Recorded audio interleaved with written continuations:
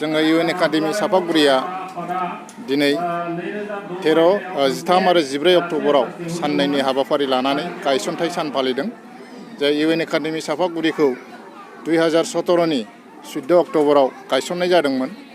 बेयो मोनसे क'क्राझाराव थानाय UN एकाडेमीनिनो मोनसे दालाय आरो बेयो फरायसालियाव जोङो दिनै आसा खालामनाय बादि जोङो दिनै फरायसाफोर मोननो थांगासिनो दङ। बे खुलिजेननायाव 42 साल'मोन आरो बे समाव जोङो सिन्था खालामदोंमोन जे बे जोंनि UN एकाडेमी सापागुरिया थांनानै थागोन ना थाया। नाथाय जोङो दिनै नुदों रायजो राजाफोरनि अनसायनाय आरो जोंनि ओनसोलनि सानसुमैफोरनि मददजों दिनै बे फरायसालियाव फरायसाफ्रा बांबोगासिनो दङ। देग्लाय 2022 आरो 23 सोलोंथाइ बोसोराव जोङो 110 फरायसा मोननो हाबाय आरो देग्लाय जोङो मेट्रिक आनजाद होगोन गिबि खेबनि थाखाय। दा क्लास 10 जोङो दिनै मोनफैनो हाबाय। थ' जोंनो दिनै गेवलां मेलावहाय मिरु UN एकाडेमीनि डिरेक्टर कृष्ण गपाल बसुमतारिया नुजाफैदों, जोंखौ थुलुंगा होफैदों।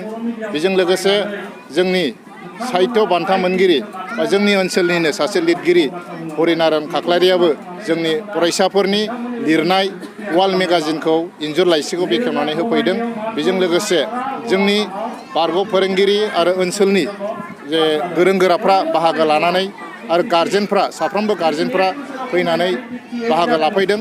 बेखौ नुनानै जोङो जोबोद गोजोननाय मोनदों आरो उननि समाव जों मिजिं थिदों जोंनि बे फसंथाना साबसिननिफ्राय हामसिन जालांगोन।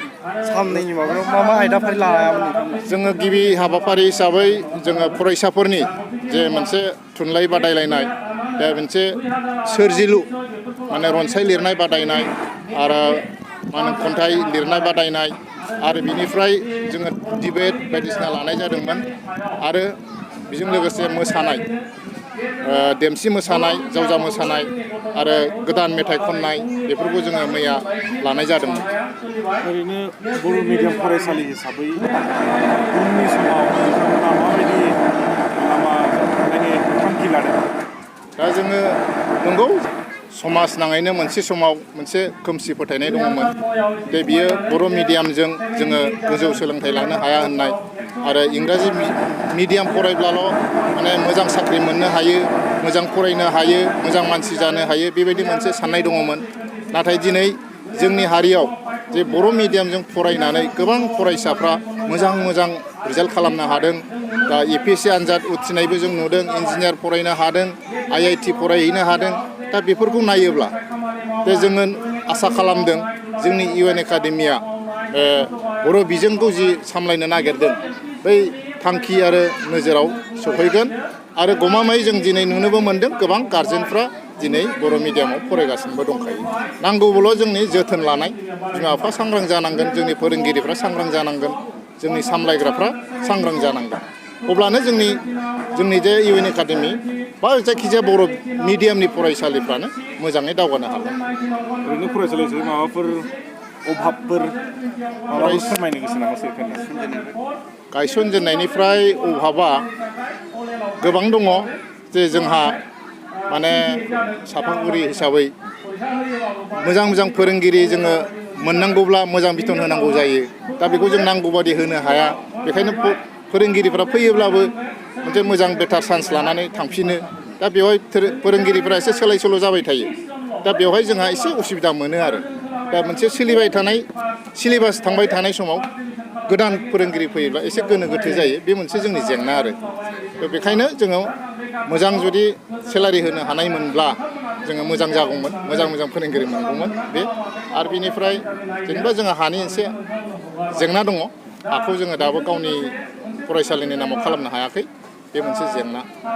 उनावहाय मोनसे नाजानायनि गेजेरजों जानो हागौ खोमा बेखौ जों आसा खालामदों। बे फरायसालिखौ गायसननायाव माबा मोनसे गोसोआव थाथावथाव माबा मोनसे जेंनाजों भुगिनांदों नामा? फरायसालियाव गायसननायावथ' गोबां गायसनजेननाय आं माने गोसोआव दङ। दा जोङो सानदों बेखौ बिराद मोनसे गिनायजों जों गायसनदों आरो। बे फरायसालिया थांगोन ना थाङा, बे फरायसालिखौ जोङो सामलायलांनो हागोन ना हाया, जोङो गोबां सानदोंमोन आरो। दा बेवहाय जोङो दा सानबाय जे सिगांफ्राव जायफ्रा जोंनि फरायसालि गायसननायखौ मिनिदोंमोन मा बर' मिडियामनि फरायसालि जानाय नङा बेबायदि मोनसे बुंनायाव जोङो एसे दुखु मोनदोंमोन गिनाया बांसिन जादोंमोन नाथाय जोङो एकदम गोसो होथाबनानै खामानिखौ मावजेनबाय एफा एनै रां खांनानै जोङो गावनि रांजों जोङो फरायसालिखौ एसे लुबाय बिनि गेजेरजों नार्सारिनिफ्राय क्लास 6 जोङो एडमिसन होजेनदोंमोन आरो दा बेबायदिनो खुनुरुखुमै बे जेंनानि गेजेरजोंनो जोंनि फरायसालिया दा बेयाव नुजाफैनानै माबायदि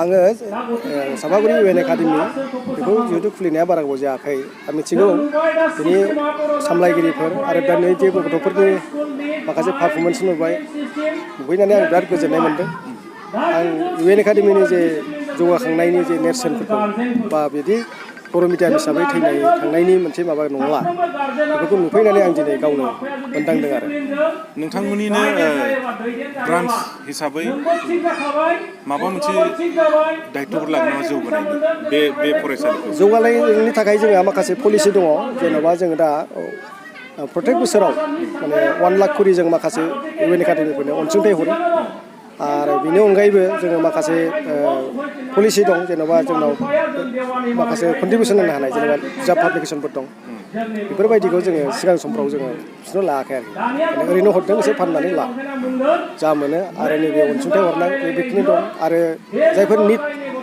माबाफोर आरो बेखौ जोङो सेन्ट्रेल UN एकाडेमि हिसाबै हरो आरोखि बर' राव बा बर' सोलोंथाइखौ फेहेरनायनि थाखाय नोंथांमोना उनावहाय माबायदि खामानि मावनो थाखाय जोंथ' अरायबो बेखौ थिग खालामनानै दंखायो आरो नैबे दा इउनिभारसिटि लेभेलसिम थांनाय माने फुल अट'नमि लानानै UGCआ गभर्नमेन्ट अफ इन्डिया NEP जेरैखि होदों अट'नमि दा बेफोरबायदि मोनोब्ला जों हयथ' फुल प्लेजेड खामानि मावनो हागोन बिसिम जोंहा उद्देश्य दङ आरो अलरेडि जोंनि BTRनि दानि चिफ प्रमद बर' बिथाङा बुंदों जे हायोब्ला जोङो बर' मिडियामजोंनो बा बर' रावनिनो इउनिभारसिटि खालामनायनि पलिसिखौ लानांगौ होननानै आं बे खोथाखौ आसामनि चिफ मिनिस्टारनि सिगाङावबो एसे बुंखांबाय बिथाङा बुंदों सिलेबासफोरखौ बानायनानै खालामबाय थाखा जानो हायो ना हाया होनना सोंदों जे जोङो मेक्सिमाम साबजेक्टखौ हायाब्लाबो मेजर साबजेक्टखौ जों जाहाथे बर'नि मेइन स्टाडिसाव लांनानै जों खालामनो हायो बेबायदि लेभेलाव थांखियाव जों दंगासिनो दं आरो बिनि थाखाय जोङो माखासे सिंनि जे खामानिफोर एक्टिभिटिसफोर बेखौ मावगासिनो दं आरो जों आसा खालामदों मावनो हागोन आरो गासै आसामाव UN एकाडेमि हिसाबै गंबेसे फरायसालिफोर दं जोंनाव दा रेजिस्टार्डथारा 84टा आरो बिनिबो दंबायो माखासेफ्रा खिन्थु जोंजों बारा लिंक गैया बिथांमोना दा 84टा UN एकाडेमिफ्रा जोंजों लिंक लानानै सोलिगासिनो दं